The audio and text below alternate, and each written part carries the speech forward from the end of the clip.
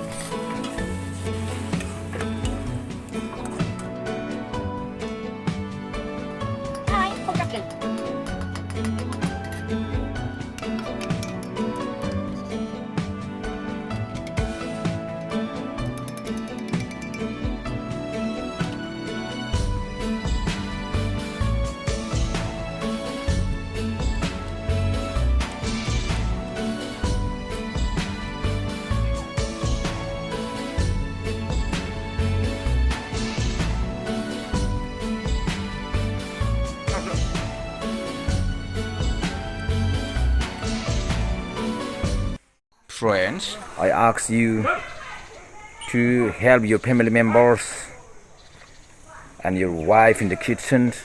Don't depend upon them. If you are staying idly at home, make the curry yourself and enjoy your dinner, enjoy your meal.